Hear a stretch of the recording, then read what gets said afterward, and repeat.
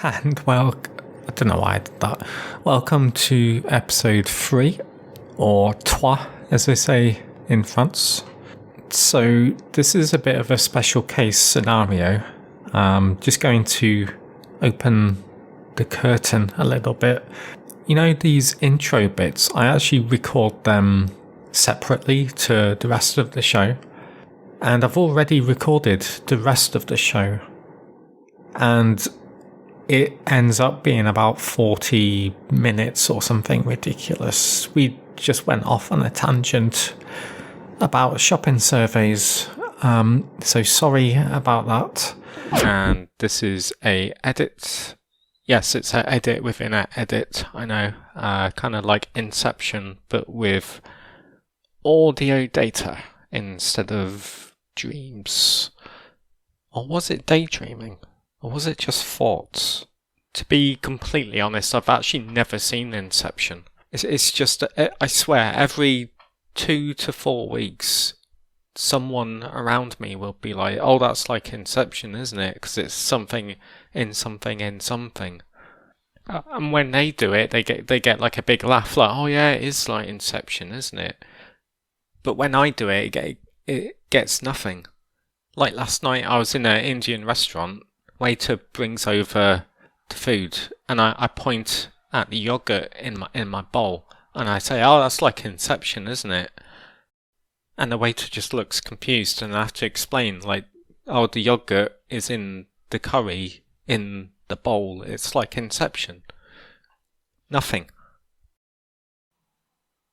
Anyway, the reason for this edit, because I record a lot of these episodes together, I put in the intro, the edit for last week in this one. Now, I would have just deleted it, but the end of the original edit, I say something and then you hear the bell ring and Graham talks, and it's all in the same recording because I've already edited it, so I couldn't edit it cleanly. So I had to edit it like this. So that's why you get the bit about the survey again. Just ignore the survey bit. Anyway, just edit over. Well, this edit.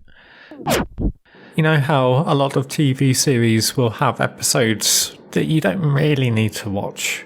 Yeah, that's this episode. So feel free to just skip to the next one.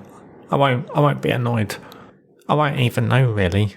I mean, some podcasters have data that they follow. You know, when do people typically drop out of an episode? I'm not into that stuff, so don't worry, I'm not going to see it. Oh, there he is. Hi, Graham. Yeah, alright. Come in. I was just explaining to the listeners that we often record these bits separately to the main part of the podcast, don't we?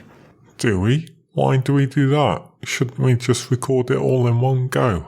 It's because I had the idea for the survey thing ages ago, and so I recorded it, and I was just apologising that it goes on for ages. I said about 40 minutes, but I actually don't know how long the podcast is yet because I'm recording this bit, and I don't know how long this bit is going to last. So I can't actually say with certainty how long the actual podcast is. Oh, I get it now, yeah. Why do you make these podcasts so difficult for yourself, Adam? Yeah, it's so unfair. Like other podcasts, they just ring someone up, don't they? And have a conversation.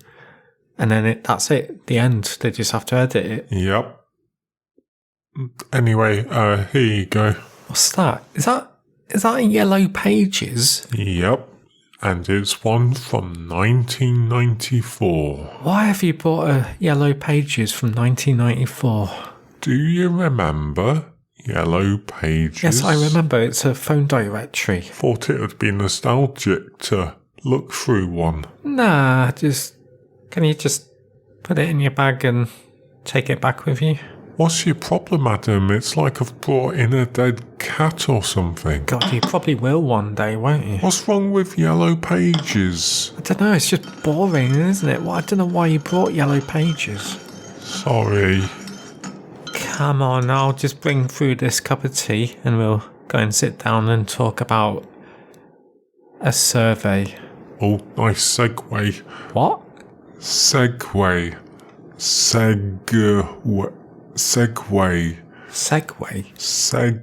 Okay, I don't know what you're doing, but let's just go on to the next bit. Segway. Yep, segue. Oh, nice segue. Hey, this is a edit. I was just listening back and noticed that I put the wrong intro.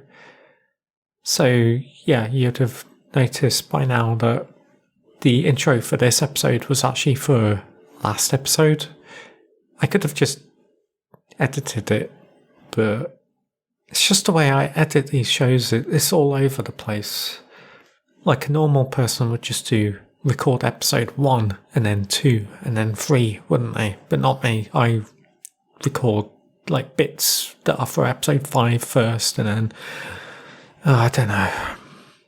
Anyway, it's probably good that you didn't get that intro at the start of last episode, doesn't it? Because it would have probably just put you off. So maybe this was a nice surprise because you thought, oh no, not another 40-minute episode. But actually, it's not. It's a short episode. So enjoy. I was tinkering the other day. You were what? Tinkering, like messing around with my computer. Go on. Yeah, and I didn't have a particular cable, so I tried to find it online. I was trying to figure out what the cable was called, and apparently it's a male to female something. Yeah. It's interesting, isn't it? Is it? You couldn't call them that now, could you? Well, they do, don't they? They still say male and female. No, but I mean, if cables didn't exist today and someone was inventing cables, if they were pitching it, imagine them pitching it in a big room and they're like, look at this cable, this end is a male and this other end is a female. Surely today someone would come back with, why are you calling it, why is that end a male? And you'd be like, this one plugs into stuff. The other end, you plug. Yeah, in and out. What's the problem? Sounds simple to me. Why didn't they just call it input to output cable or something? I don't want to go into too much detail, but it's just a bit weird that the person that invented cables was thinking about, you know what, at the time. I don't think it's got anything to do with that. Come on, the male is plug it in. But it's sad really, because it doesn't fully represent the complexities of love. Full spectrum. Well, I'm just saying, why can't you get a male-to-male cable? You can. Can you? Google it. All right. Male-to-male... what is it? Cable. Yeah, so... Oh, yeah. You can... Is that a new thing? Did they only bring these out recently? No, they've always been around. Interesting. So whoever invented the cable must have been really progressive. I bet they got a lot of backlash about it, though. Cable terminology has nothing to do with sex, Adam. Well, that's how I think about it. Helps me figure it all out. What do you mean? So I know what goes into what. Yeah, but it doesn't go... It does. Come on, when you're plugging it in, you're not thinking... No, I'm not thinking... Anyway, it's just strange. Why did you not ask me about the cables, Adam? What? Why did you not ask me about the cables, Adam? Okay, hey Colin, is there a male-to-male connector? According to the Daily Mail, an electrician visited a house and were asked to leave because they called a cable connection a male. But that's the official terminology, isn't it? Yeah, you can't even say Easter these days, can you? You cannot even say Easter anymore, can you? No, you can't. No more Easter? My partner walks incredibly slow. Really? Yeah, honestly, I would say I walk at least 4 times faster. So does that mean that you get to a destination and then you have to wait for it? No, you can't do that, can you? You can't just zoom ahead and... wait for her. So what do you do? I have to slow down to her speed, don't I? She can't walk faster, so it's up to me to walk slower. Oh, man. This is a subject that everyone thinks about, but for some reason in society, you're just not allowed to mention it. Really? Yeah. Like I've done the maths. Say we go for a walk for 1 hour. It would take me 20 minutes to walk the same distance. Right. So if we do 6 hours of walking a week, I could have done that in 2 hours.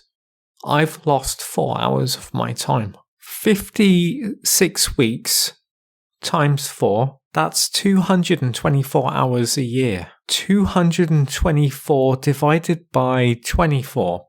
That's just over 9 days a year. Wow. Yeah, 9 days. You can't really do anything about it though, can you? No, it's a true testament of absolute love. It's like a mini sacrifice. Yeah.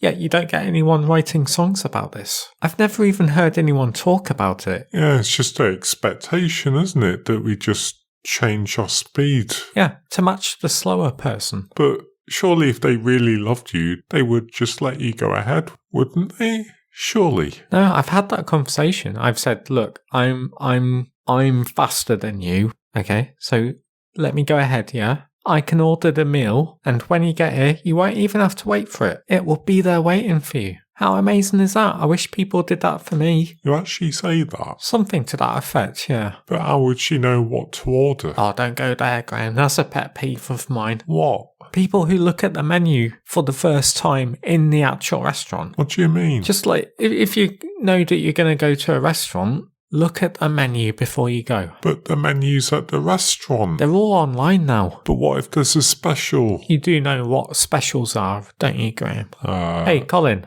what's a special in the context of a restaurant? According to the Daily Mail, they say when lazy restaurants have too much of one or more ingredients, they will use them to create a temporary new dish and call it a special. Only the metropolitan elite are naive enough to literally eat it up. Yeah, that's why I never order specials. Do you know what I find weird, Adam? What? Kids' menus in restaurants. It's always the same things. Beans, chips, burgers. Yeah, I was thinking about this the other day. I've never seen a little child eat mussels. What? Those black shells with the fishy inside. Yeah, I just don't think you have that level of bravery in parents these days. They're just not willing to look that far outside of the box when it comes to their children's food. Here, Colin, do young children eat mussels? According to the Daily Mail, they say today's generation of children are so spoiled when it comes to food that if you were to place a mussel in front of a young child, they would be absolutely terrified of the mussel, according to a scientist we found in Huddersfield. Probably eat a mussel if it was covered in breadcrumbs, wouldn't they? Yeah, and if it was in the shape of an influencer. What were we talking about again? Oh, I don't know, I've forgotten now. But I like podcasts that do that. It's unpredictable. You never know what's going to come up next. Yep. Gun laws in the US. What? Yeah, I've been thinking about the gun problem in America. Oh, okay. Yeah, I've been thinking, right? You just get all these people, don't you, that are like, oh, just ban them. Just ban them. Never going to happen. Well, you could gradually introduce restrictions. Do you know what I'd do? What? I'd say, right, from this moment on, any new guns that are manufactured can no longer be grey or black. They all have to have vibrant colours and have like little cute animal parts on them. Like rabbit ears, elephant trunk, monkey tail at the end, googly eyes, that kind of thing. What would that do? Well, it'd be embarrassing, wouldn't it, if you had like a rifle that was painted like a giraffe. So yeah, I'd say, sure, go ahead. You have the freedom to buy that 9mm handgun, but it will have the face of an otter on it. I don't know if the gun manufacturers will be pleased with that. It's a compromise, isn't it? It's like the tobacco industry. Sure, you can continue to sell tobacco, but it's going to have to include a picture of a funny little throat on it. Hold on. If firearms start all having googly eyes and stuff, won't that make little children want to play with them more? Like if a little child saw a gun in a cabinet that had rabbit ears, they're more likely to want to play with it. Huh. It's a good point, actually. Yeah, I wouldn't do that. Yeah, just an idea, but yeah, it doesn't. Yeah. Who in God's green earth is that? Hey, Colin, who's at the door? According to the Daily Mail, if you open the front door, a deadly fox could trot in and eat your entire family. Yeah, I'm not expecting anyone, so I'm not going to open the front door. Why? Fox might come in, mightn't it? Adam, I've never even seen a fox around these parts. Hey, Colin, are there foxes around here? Yup. Oh, I hate that. Who goes around knocking on a door? Especially these days, just no need. It's fine. If they really need us, they'll ring again. Oh, shut up, Graham. They can probably hear you. Foxes don't have ears. They do have ears. There is someone at the door. Yes, I know. Be quiet. Shh. How long are we going to do this? Shh.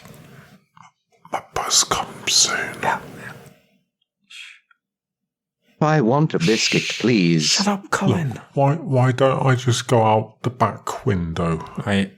Yeah, would you mind? Yeah, that's fine. As Bill Gates once said, I'm a master of using windows. What? I'm good at using windows.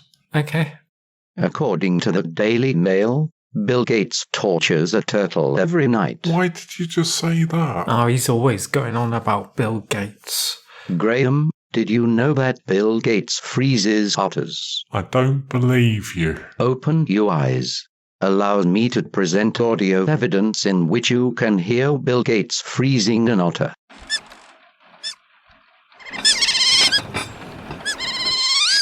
Hello, I'm Bill Gates, chairman of Microsoft.